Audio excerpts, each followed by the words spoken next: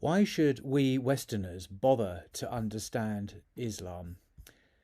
There has been one constant factor in human history over the past 13 centuries. This is the confrontation between Islam and what was once Christendom and is now the secular Western world. During the relatively brief period of European imperialism, this rivalry between the two faiths, the two cultures, could be forgotten. While the Cold War dominated international politics, it was of minor consequence. It has now resurfaced, as it was bound to do sooner or later, since Islam claims a universal mission, as does Western civilization. The motto of the Ottoman sultans, "One world, one faith, one ruler," is echoed today in the talk of one world or the New World Order. But which world is it to be? Is peaceful and fruitful coexistence possible? This must depend upon mutual understanding and, since decisions depend upon the power to execute them, it is on the Western side of the frontier that understanding is most essential.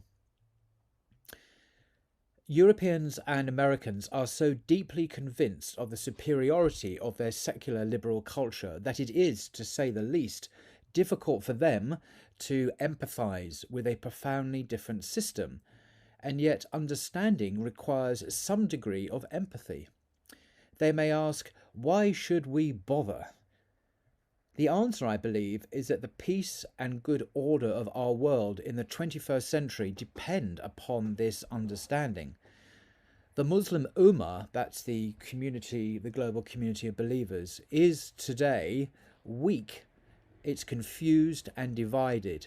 It will not always be so.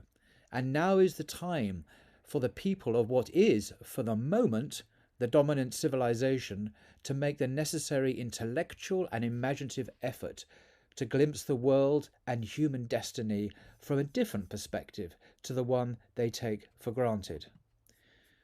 Now, for us readers who love books, what can we do to begin to become acquainted with this different way of seeing the world?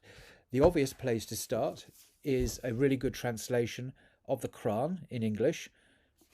This is a new translation by Abdal Halim, published by Oxford University Press. It's one I get the sense that scholars do tend, in the Western university setting, tend to prefer this translation as the best on the market. There's a very good introduction and some excellent footnotes as well.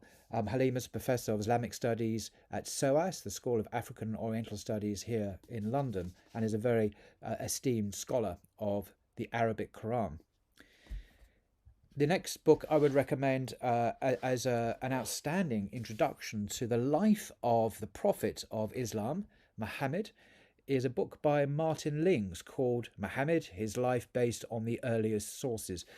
This book is very special. The language, the English, is a literary masterpiece in its own right. It's almost Shakespearean in its eloquence and its beauty. For that alone, I'd recommend it as an outstanding biography. But in terms of the sources he uses, they're impeccable. He uses hadith from Bukhari and Muslim and so on. So I do recommend that book as a very good and readable introduction to the life of this extraordinary human being.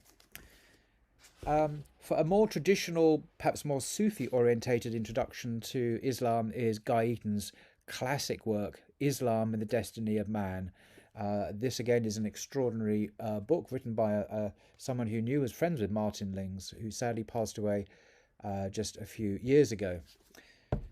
And lastly, I mean, there are hundreds of books one could recommend, but to understand Islam in its the challenges that it has in this part of the 21st century, particularly the hadiths and the Quran, this book, misquoting Hamid, The Challenge and Choices of Interpreting the Prophet's Legacy by Professor Jonathan A.C. Brown of Georgetown University, is an outstanding book, and he very kindly wrote a few words for me on the cover there. This is an amazing book, and I do recommend this. It's available in paperback as well. So those are the books I recommend us Westerners to begin with to understand Islam. Not that we should all become Muslims, but that we should understand each other better, and thus bringing good order and peaceful coexistence to our divided world. Until next time.